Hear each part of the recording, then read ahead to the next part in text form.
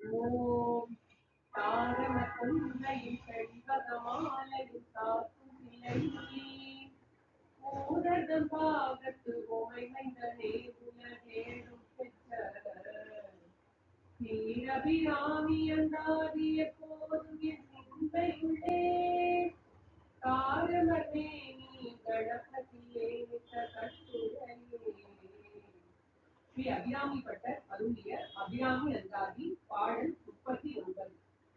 ஆளுகைக்கு உந்தன் அடித்தாமரைகள் உண்டு அந்தகன் பால் நீளுகைக்கு உந்தன் விழியின் கடை உண்டு நேரிவற்றை மூலுகைக்கு என் குறையே அந்த முப்புறங்கள் மாளுகைக்கு அம்பு தொடுத்தவில்லான் பங்கில் வாழுதலே.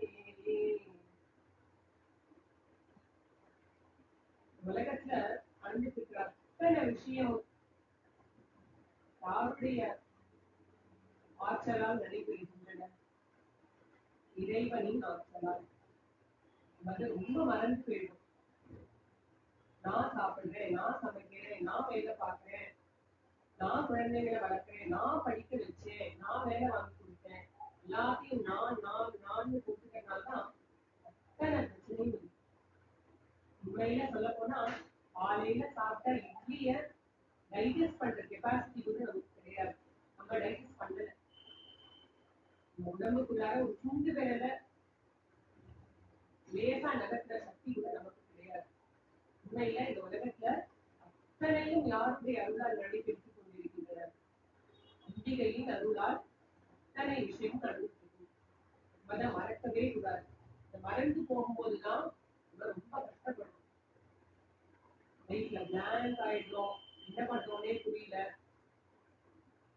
நம்மளுடைய மனித மூளை அப்படிங்கிறது ஒரு எல்லைக்கு உட்பட்டதுதான். அது மறந்துடக்கூடாது. ஓரளவு பிளான் பண்ணலாம். அந்த நாளைக்கு என்ன நடக்கும் அப்படின்னு நமக்கு தெரியுமா? இல்ல நம்மளுடைய பின்னாடி நமக்கு முன்னாடி ஜென்மங்கள்லாம் நம்ம என்ன பண்ணினோம்னு நமக்கு தெரியுமா? இப்ப எதற்காக இவ்வளவு கஷ்டப்படுறோம், இல்ல எதற்காக வந்து நம்மளுக்கு நல்ல பலனை அனுபவிக்கிறோம், புண்ணிய பலனை அனுபவிக்கிறோம் நமக்கு தெரியுமா?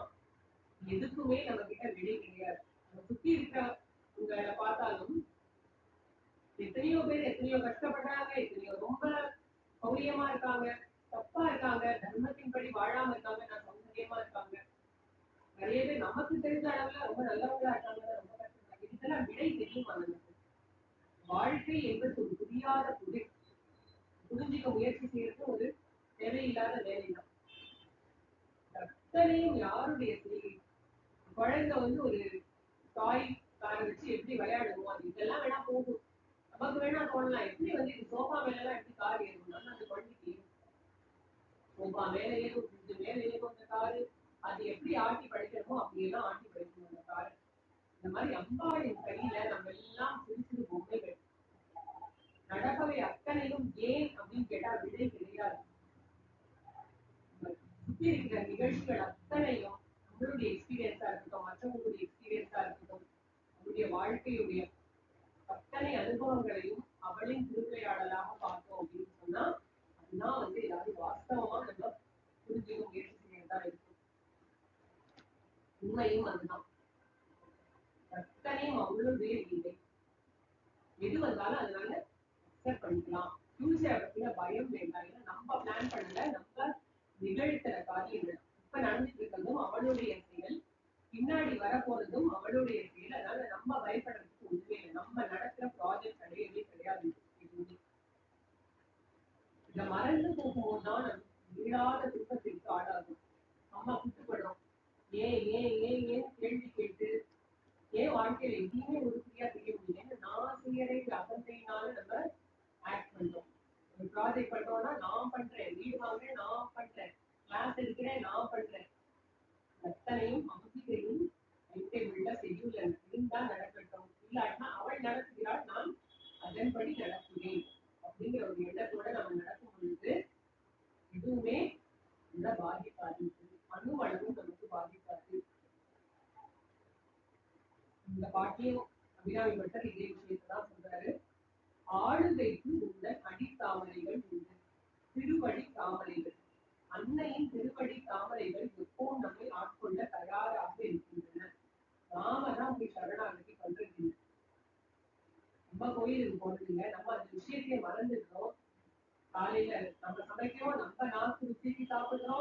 நம்ம விருந்தாளிகளை கவனிக்கிறோம், நம்ம காதுக்கு நல்ல பாட்டு கேட்கிறோம், நம்மளுடைய புலனின்ப நிகழ்ச்சியிலேயே நம்ம ஆழ்ந்து போயிடுறோமே தவிர அன்னையின் திருவடி தாமரைகளை வழங்க மறக்கிறோம் மறக்கிறோம் மறுக்கிறோம்.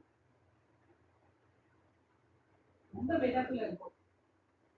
அதனால அதை பத்தின தாட்டே வரது இல்லை. நல்லா தானே போயிட்டு இருக்கு சொல்லிட்டு நல்லா என்ஜாய் பண்ணி தீர்க்கணும். ஆனா அவளுடைய திருவடிகளை பற்ற மறக்கக்கூடாது. கற்றதனால் ஆய பயனின் போய் வாலறிவன் நற்றாள் தொழார் எனின். வாலறிவன் இறைவன் உத்தவன் மட்டும்தான் சர்வஜன், அனைத்தும் அறிந்தவன், முக்காலத்தும் உணர்ந்தவன். அவனுடைய திருவடிகளை பற்றலன்னு சொன்னா நம்ம எத்தனை டிகிரி வாங்கினாலும் சரி, எவ்வளவு காரியங்களை சாதித்தாலும் சரி, அறிவு வேண்டும். நமக்கு இது வரமாட்டேங்குது. திருவடி தாமரைகள் உண்டு. ஒரு அம்மாவுக்கு குழந்தைய சாப்பிட வைக்க முடியும், நல்ல சாப்பாடு பண்ணி தர முடியும், பிரசஞ்சு தர முடியும், ஊட்டி விட முடியும், டின்னர் பாக்ஸ்ல போட்டு ஸ்கூலுக்கு அனுப்ப முடியும், பரிமாற முடியும், பார்த்து எல்லாம் கொடுக்க முடியும், குழந்தைக்கு பிடிச்ச உணவு பண்ணி தர முடியும். ஆனா ஒரு அம்மாவால குழந்தைக்காக சாப்பிட முடியுமா? அந்த குழந்தை தான் சாப்பிட்டாங்க. இதுல நம்மளுடைய முயற்சியும் இருக்கு. அதனால நம்ம தான் முயன்று இதை செய்ய வேண்டும். கோயிலுக்கு போறதுல இன்ட்ரெஸ்ட் இல்லை. இது நம்மளுடைய கடமை, நம்முடைய தாயங்கள். நம்ம தான் கோயிலுக்கு போகிறத நம்ம பிராக்டிஸ் பண்ணணும். நம்ம மனசை நம்மளுடைய கண்ட்ரோல்ல வச்சு நீ திருவடிகளை சரணடை, அன்னையின் திருப்பாதங்களை சரணடை, இதுதான் உனக்கு நல்லதுன்னு நம்ம தான் நம்ம மனசுக்கு சொல்லி சொல்லி பழக்கணும். இதற்காக தான் கோயில்லாம் கட்டி வச்சிருக்காங்க. நம்மளுடைய புலனின்ப நிகழ்ச்சிய பத்தி நம்ம முன்னோர்களுக்கு தெரியாதா என்ன? அதனாலதான் எப்படியாவது இந்த கோயில் அப்படிங்கிற விஷயம்லாம் வந்துருக்கு. நல்ல வாசனை உதிர வேண்டியதா இருக்கு. நல்ல சாம்பிராணி, சந்தனம், ஊதுபத்திகள் அதெல்லாம் ஏற்றி வச்சு நெய் தீபம் எல்லாம் வச்சு கோவில்னாலே ஒரு மனம் இருக்கு இல்லையா? அதே போல அவனுக்கு கண்களால எல்லாத்தையும் பார்க்கணுமா? யூடியூப் வீடியோ பார்க்காது. கோயில்ல போய் அன்னையின் திருவுருவை தரிசனம் செய். ஜொலிக்கர அம்பா, என்ன ஆபரணங்கள், என்ன அழகு, என்ன கண்கள், கட்டாட்சம் எப்படி இருக்கு அம்பாளுடைய அருட்பார்வை, அந்த கிரீட்டம், கையில் இருக்கிற பாசம், அங்குஷம், அரதஹஸ்தம், அபயஹஸ்தம், அம்பாளுடைய அந்த திருப்பாதங்கள், அவளுடைய வஸ்திரம் எல்லாத்தையும் கண் குளிர தரிசனம் செய். என்ன கவச்சம்னு பாருங்க. நல்லா மனசுல அதை பதிய வை. அந்த திருவுருவை தியானம் செய்வதற்கு மனதுல நல்லா பதிய வை. கண் அப்படிங்கிற புலன் நல்லா அதனால சாட்டிஸ்ஃபை ஆகும். அப்புறமா சாப்பிடணும்னு ஆசையா இருக்கா? கோவில் இருக்கும், அங்கதான் நல்லா பாடு, வாயை திறந்து பாடு, அம்பாளின் நாமாக்களை கையில போகும்போது புத்தகம் எடுத்துருக்கு, அங்க உட்கார்ந்து படி, அபிராமி அந்தாதி படி, பிரசாதம் கொடுப்பாங்க, வாங்கி சாப்பிடு. அன்னையின் திருவருட் பிரசாதத்தை உண்ணும் பொழுது நம்மளுடைய சுவை என்னும் அந்த உலகின்பம் நமக்கு கிடைக்கிறது. அது சாட்டிஸ்ஃபை ஆகும்.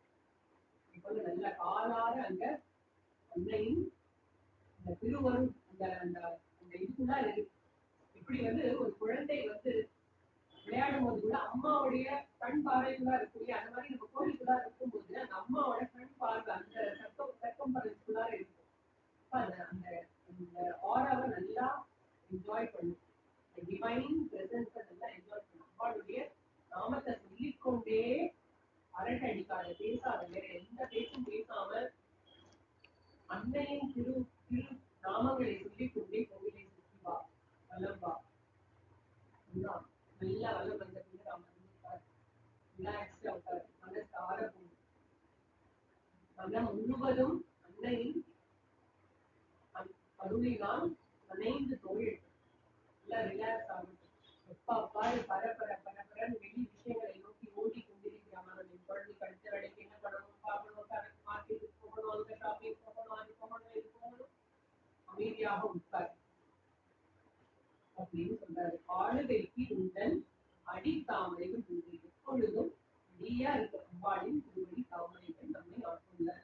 அடுத்தது, அந்தகன் பால் வீழுகைக்கு உங்கள் விழியின் கடை உண்டு.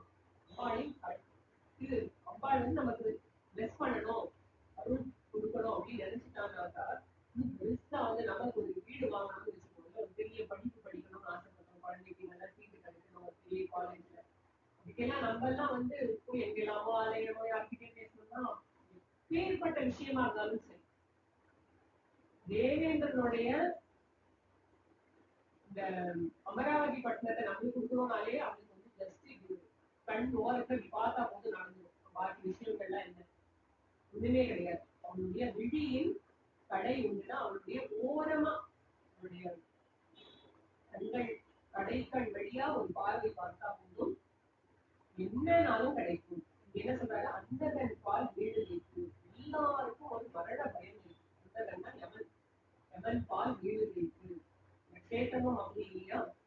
அதனால வந்து அபிராமி பற்றி சொல்லும்போது நிறைய சொல்றாரு, அந்தகனை பற்றி நிறைய சொல்றாரு.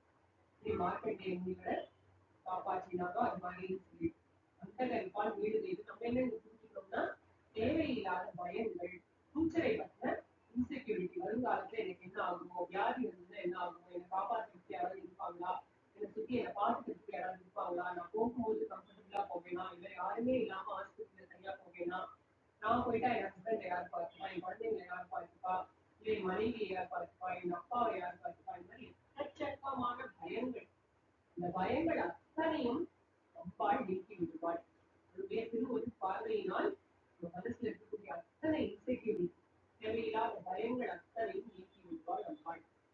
அதுக்கு ஆழ்ந்த சந்த வேண்டும். மேல் இவற்றின் மூடுகைக்கு என் குறை நின் குறையே அன்று. இதெல்லாம் நல்லா தெரியுமா? உன்னுடைய திருவரு உன்னுடைய திருவடிகளை பற்றி கொண்டால் எனக்கு வந்து எல்லாம் கிடைக்கும். உன்னுடைய திரு பார்வை ஒன்று போதும், கடைக்கண் பார்வை ஒன்று போதும், எனக்கு எல்லா வரைவையும் கொடுப்பீர்கள். ஆனாலும் இதனுடன் இவற்றையும் மூடு வைக்கிறேன். இதோட நான் தொடர்பு படுத்தி கொள்ளணும் இல்லையா? எப்படி நம்ம வந்து கனெக்ட் வித் தி சோர்ஸ். நம்மளுடைய சோர்ஸ் யாரு? வினாவிதான். அவனோட நம்ம வந்து கனெக்ட் பண்ணிட்டே இருக்கணும் அப்படிங்கறது நம்ம மறந்து போயிட்டோம் இல்லையா? இவற்றையும் மூடு வைத்து இதனுடன் நான் தொடர்பு படுத்தி கொள்ளாமல் இருப்பதற்கு என்னுடைய வினை பயன்கள் அப்படியே மேல வந்து மூடுது. இதெல்லாம் இருக்குன்னு தெரியும் எனக்கு. இருந்தாலும் என்னை துன்பமும் இன்பமும் மாறி மாறி வாழ்த்துது. மூண்டு வருது வினை பயன். மூடுகைக்கு மேல் இவற்றின் மூடுகைக்கு என் குறை. என்னுடைய குறைதாமா, என்னுடைய நான் முன்னாடி செஞ்ச வினையின் பயன்கள், வினை பயன் எப்படி இருக்குன்னா உன்கிட்ட வர முடியாதபடி என்னை தடுக்குது. உன்னை நினைவில் கொள்ள முடியாதபடி என்னை அது பயங்க செய்கிறது. அப்படியே ஒரு துக்கம் வந்தது, ஒரு குழப்பம் வந்ததுன்னா அப்படியே ஓஞ்சு போய் உட்கார்ந்துக்கிறேன். உற்சாகத்தை எல்லாத்தையும் எழுந்துக்கிறேன். இதெல்லாம் என்னுடைய வினை பயனின் காரணம். உன்னுடைய அருள் சிறையில ஒரு சிறு திவலை கூட அதுல குறைன்னு சொல்ல முடியாது. என்னுடைய குறை இல்லவே இல்லை, என்னுடைய குறை. மேல் இவற்றையும் மூடு வைத்து இதெல்லாம் உன்னுடைய அருள் கடாட்சத்தையும் உன்னுடைய திருவடிகளின் சரணடைவதையும் நான் ஏன் விட்டுட்டு வேற எதையும் பண்ணிட்டு இருக்கேன்னா அது அத்தனையும் என்னுடைய வினை பயன் அப்படிங்கிற என் குறை என் குறையே அன்று. மேல் இவற்றையும் மூடு வைத்தினால் இவற்றோடு நாம் தொடர்பு படுத்திக் கொள்ளாமல் இருப்பதற்கு காரணம் என்னுடைய குறையே, என்னுடைய குறை அல்ல. அம்பாள் எப்படி கூப்பிடுறாரு? முப்புறங்கள் ஆளுகைக்கு பங்கு கொடுத்த வில்லான் பங்கில் வானுதலே அப்படின்னு அம்பாளை கூப்பிடுறாரு. முப்புறங்கள் நமக்கு தெரியும். முப்புற சம்ஹாரம் பண்ணின சிவபெருமான். அவங்க வந்து தாரகன்னு ஒரு அசுரன் தான். அவங்க வந்து குமரன் வந்து அவனை சம்ஹாரம் பண்ண. அவனுடைய 3 பசங்க தாரகாட்சன், வித்யுன்மாலி, கமலாட்சன் அப்படின்னு 3 பேர் இருந்தாங்க. 3 பேர் போய் பிரம்மா கிட்ட வரம் வாங்கிட்டு 3 கோட்டையை கட்டினானுங்க. ஒரு இரும்பு கோட்டை பூமியில, ஒரு வெள்ளி கோட்டை வானத்துல, 3 தங்க கோட்டை சொர்க்கத்துல. 3த்துலயும் கோட்டை கட்டி ஃபர்ஸ்ட் என்ன கேட்டாங்க? அமரத்துவம் கேட்டாங்க. அதுக்கு பிரம்மாஜி வந்து இல்ல இல்ல, இந்த மாதிரி யாருக்கும் அந்த மாதிரி கொடுக்க முடியாது, யாராலும் வழி இல்லைன்னு சொல்ல முடியாது, பிறந்த ஒவ்வொருவரும் இறந்தே ஆக வேண்டும் அப்படின்னு சொன்னோன்னு ரொம்ப ஸ்மார்ட்டா வந்து இந்த மாதிரி 3 புறங்கள் விட எல்லாம் மூவ் ஆயிட்டே வேற இருக்கும். இந்த 3 புறங்கள் 3 சிட்டிலும் மூவ் ஆயிட்டே இருக்கும். அந்த 3த்தையும் யார் வந்து ஒரு பர்டிகுலர் டே 1000 வருஷத்துக்கு ஒரு வாட்டி வந்து அது ஒரு லைன்ல வரும். அது வரும்பொழுது ஒரே ஆரோ போட்டு யார் அந்த 3 புறங்களையும் எரிப்பாங்களோ, டிஸ்ட்ராக்ட் பண்ணுவாங்களோ அவங்களால மட்டும்தான் இந்த அசுரர்களை கொல்ல முடியும் அப்படின்னு சொல்லிட்டு வரம் வாங்கிடுறாங்க. ரொம்ப இவங்களுடைய அட்டகாசம் ஜாஸ்தியான பொழுது சிவபெருமான் என்ன பண்ணாரு? அவர் வந்து ஒரு அம்பு எடுத்து மகாமேரு அம்பா வச்சு அதுல வந்து மகாவிஷ்ணுவையே வில்லாக வச்சு மகாமேரு வில்லாக வச்சு அந்த அம்பாக மகாவிஷ்ணுவையே வைத்து 3 நாள் வந்து 3 புறங்களையும் விதித்தார். முப்புறங்கள் வாழு வைத்த 3 புறங்களையும் அம்பு தொடுத்த வில்லான் அம்பை தொடுத்து வில்லிலிருந்து தற்போது அம்பை தொடுத்து மகாமேருவை வில்லாக்கி அதிலிருந்து அம்பை தொடுத்த வில்லான் வில்லான்னா சிவபெருமான் அவருடைய பங்கி அவருடைய ஒரு பங்காக ஒரு புறமாக ஒரு பக்கமாக வீற்றிருக்கக்கூடிய வான் உடலே வான் வாழ் உடல் தான் வானுடல். வாழ்னு நம்ம ஸ்குவாடுன்னு ஒரு மீன் இருக்கு. இன்னொரு பொருள் என்னன்னா ஒளி அப்படின்னு சொல்லுவோம். ஒளி பொருந்திய முதல்ல அந்த நெற்றியை உடையவளே ஒளி பொருந்திய நெற்றியை உடையவளே சிவபெருமானுக்கு ஒரு பக்கத்தில் வீட்டு வாமபாகத்தில் வீட்டிருக்கக்கூடியவளே. எப்படிப்பட்ட சிவபெருமான் ஒப்புரங்களையும் அம்பு தொடுத்து அத்தனையும் டிஸ்ட்ராக்ட் பண்ணின அத்தனையும் எரித்த சிவபெருமான் வில்லையுடைய சிவபெருமான் அவருடைய ஒரு பக்கத்தில் வீட்டிருக்கக்கூடியவளே. அம்மா உன்னுடைய திருவடி தாமரைகள் இருக்கு, நீ என்னை ஆட்கொள்ளலாம், உன்னுடைய படைகள் பார்வை இருக்கு, கட்டாட்சம் இருக்கு, என்னுடைய அத்தனை பயங்களையும் போக்கக்கூடிய வல்லமை படைத்தது. இது அத்தனையும் எனக்கு தெரிந்தும் இதனுடன் நான் தொடர்புபடுத்திக் கொள்ளாமல் நான் வேற எதுவும் காரியம் பண்ணிருக்கேன் அப்படின்னு அபிராமி பட்டர் பாடுறாரு. நம்ம எல்லாருக்கும் அது பொருந்தும். அபிராமி சிறிதளவும் பொருந்தாது. ஆனா நம்முடைய சௌகரியத்திற்காக அவர் இவ்வாறு பாடியிருக்கிறார் அப்படின்னு தான் நான் சொல்றேன். மேல் இவற்றின் மூடு வைத்து என் குறையாது என்னுடைய கர்ம வினையினால் நான் வந்து உங்ககிட்ட சரணடையாம இருக்கேன். ஆனா இது சிறிதளவு உன்னுடைய குறை இல்லை. அன்னையாக ஜனனியாக எத்தனை குழந்தைகளையும் பாலனம் செய்து கொண்டிருக்கிறாய். நாங்கதான் அதை பார்க்க தவறுகிறோம் அப்படின்னு சொல்லிட்டு மிக அழகாக பாடுகிறார் அபிராமி பட்டர். இன்னொரு முறை பாடலாம்.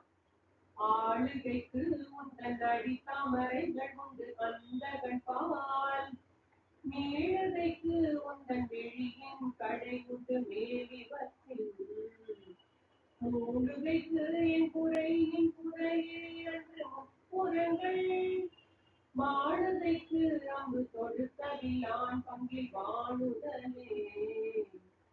ஓம் சர்வம் ஸ்ரீ ஜெகதம்பார்ப்பணமஸ்து.